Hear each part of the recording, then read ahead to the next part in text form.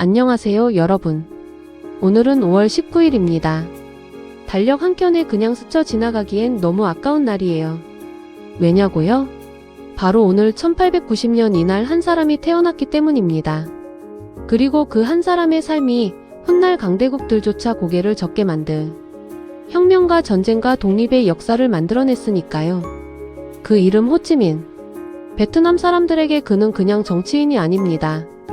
바코, 즈코 아저씨라는 애칭으로 불리는 나라 전체가 아버지처럼 따르는 인물입니다. 베트남의 가장 큰 도시 이름이기도 하죠. 살아서 나라를 이끌었고 죽어서는 도시가 된 사람. 과연 그는 어떤 삶을 살았을까요? 그런데 잠깐 놀라운 사실을 하나 먼저 알려드릴게요. 그의 본명은 호찌민이 아닙니다. 진짜 이름은 응우엔 신쿵이었습니다. 살면서 사용한 이름만 수십 개에 달한다고 알려져 있는데요. 혁명 활동 시기에는 응우엔 아이국, 즉 애국자 응우엔이라는 이름을 즐겨 썼습니다. 그리고 마지막에 정착한 이름 호찌민은 빛을 가져오는 자라는 의미로 해석됩니다. 이름 하나만 봐도 이 사람의 인생이 얼마나 굴곡지고 드라마틱했는지 느껴지지 않으신가요? 자, 그럼 1890년 베트남 중부 응애 안성으로 함께 시간 여행을 떠나보겠습니다. 19세기 말 베트남은 프랑스의 식민지였습니다. 공식 명칭은 프랑스령 인도차이나. 이름만 들어도 느껴지죠? 이 땅의 진짜 주인이 누구인지. 호찌민의 아버지는 유교적 교육을 받은 학자이자 민족주의적 성향을 가진 인물이었습니다. 그런 아버지 밑에서 자란 호찌민은 어릴 때부터 식민, 지배에 대한 문제의식을 자연스럽게 품게 되었다고 역사학자들은 봅니다. 그러나 그가 선택한 길은 단순한 국내 독립운동이 아니었습니다. 21살이던 1911년 그는 베트남을 떠났습니다. 배를 타고 바다를 건너 먼 나라들로. 선원으로 요리사 보조로 노동자로 일하면서 그는 프랑스, 영국, 미국 등 여러 나라를 전전했다고 알려져 있습니다. 화려한 유학이 아닙니다. 말 그대로 맨몸으로 세상을 체험한 것이죠. 그리고 그 경험은 그를 근본적으로 바꿔놓았습니다.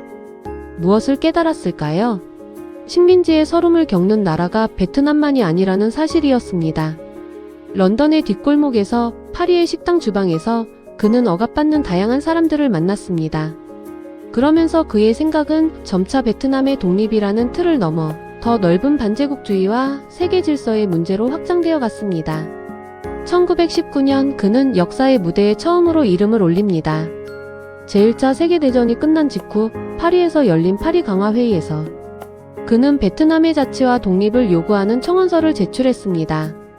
당시 그가 쓴 이름은 응우엔 아이국, 애국자 응우엔이었습니다.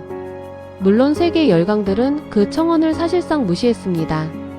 힘없는 식민지 청년의 목소리가 파리의 화려한 강화회의장에서 메아리칠 리 없었죠.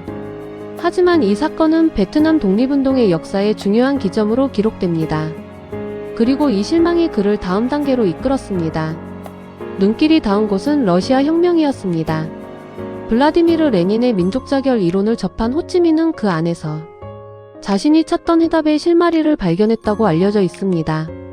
억압받는 민족이 스스로 운명을 결정할 권리, 그리고 그것을 실현하기 위한 조직과 혁명의 방법론.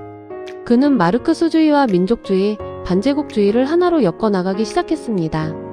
1920년에는 프랑스 공산당 창당에 참여했고 1930년에는 마침내 베트남 공산당을 창설하는 데 핵심적인 역할을 했습니다. 여기서 잠깐 역사학계의 흥미로운 논쟁 하나를 소개해 드릴게요.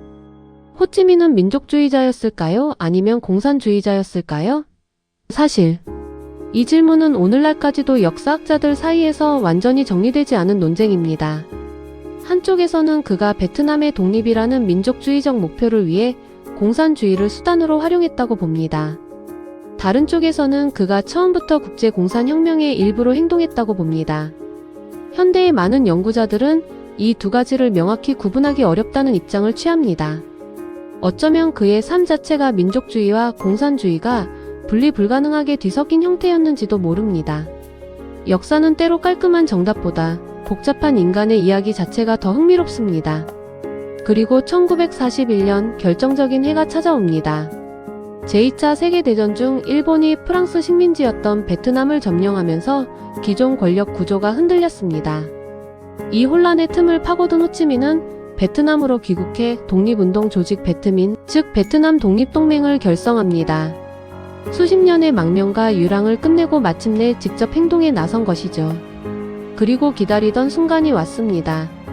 1945년 8월 일본이 패전하면서 권력 공백이 생겼고 베트민은 신속하게 움직였습니다. 역사는 이를 8월 혁명이라 부릅니다. 1945년 9월 2일 하노이의 바딘 광장. 호찌민은 수십만 명의 군중 앞에 서서 베트남 민주공화국의 독립을 선언했습니다. 그 선언문에는 매우 흥미로운 대목이 담겨 있었습니다. 그는 미국의 독립선언문 일부 구절을 직접 인용했습니다. 역사학자들은 이것이 단순한 감동적 인용이 아니라 당시 미국의 지지를 이끌어내려는 외교적 계산도 포함된 것으로 해석합니다. 혁명가이자 전략가였던 그의 면모가 엿보이는 대목이죠. 그러나 독립의 환호는 오래가지 못했습니다. 프랑스는 물러서지 않았고 1946년부터 1954년까지 제1차 인도차이나 전쟁이 벌어집니다. 이 전쟁은 단순한 식민지 독립전쟁을 넘어 냉전이 막 시작되던 시기에 미국이 프랑스를, 소련과 중국이 베트민을 각각 지원하면서 냉전 초기 대리전의 성격도 함께 띠게 됩니다. 그리고 1954년 역사의 길이 남을 전투가 벌어집니다. 디엠비엠프 전투입니다. 프랑스군이 절대 뚫릴 수 없다고 자신했던 요세가부 응우엔 지압 장군이 이끄는 베트민 군대에 의해 함락되었습니다. 이 역사적 패배로 프랑스는 결국 베트남에서 완전히 철수하게 됩니다. 여기서 한 가지 중요한 사실을 짚어드립니다. 이 전쟁의 상징적 지도자는 호찌민이었지만 실제 군사 전략의 핵심은 포 응우엔 지압 장군이었다고 역사학자들은 봅니다.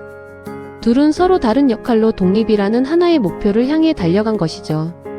역사는 종종 한 인물의 이름 뒤에 수많은 협력자들의 이야기를 함께 품고 있습니다.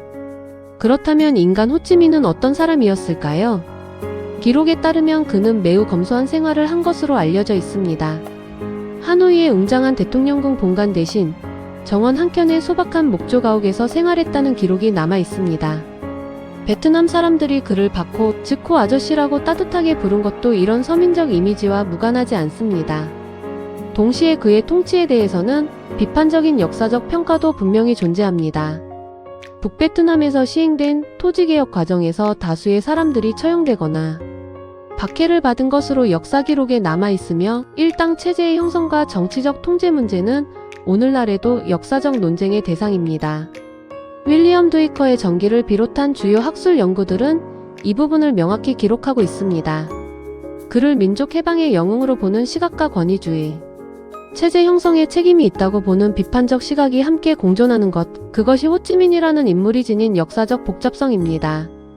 역사학자 피에르 브로세를 비롯한 여러 연구자들은 그를 단순한 영웅이나 악당으로 규정하는 대신 그 시대가 낳은 복합적 인물로 이해해야 한다고 봅니다.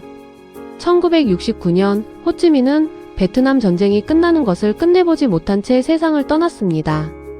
그로부터 6년 후인 1975년 남베트남의 수도 사이공이 함락되며 베트남은 마침내 통일을 이루었고 그 도시는 오늘날 호찌민시로 이름이 바뀌었습니다.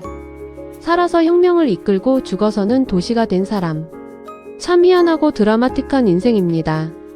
그는 20세기 탈식민화의 물결 속에서 작은 나라가 강대국을 상대로 독립을 쟁취하는 길을 온몸으로 살아낸 인물입니다. 그 여정은 1911년 베트남 항구를 떠난 21살 청년의 발걸음에서 시작되었고 수십 년의 망명과 투쟁과 전쟁을 거쳐 한 나라의 역사 자체를 바꾸어 놓았습니다. 그의 유산은 독립운동의 성공이라는 빛과 권위주의 체제 형성이라는 그늘을 동시에 품고 있습니다. 그리고 역사는 영웅을 단순하게 두지 않습니다. 어쩌면 그것이야말로 우리가 역사를 들여다보는 가장 큰 이유이기도 하죠. 5월 19일, 오늘 하루 한 번쯤 빛을 가져오는 자라는 이름을 가졌던 한 인간의 굴곡진 삶을 기억해 보시는 건 어떨까요? 오늘 이야기 여기서 마칩니다. 감사합니다.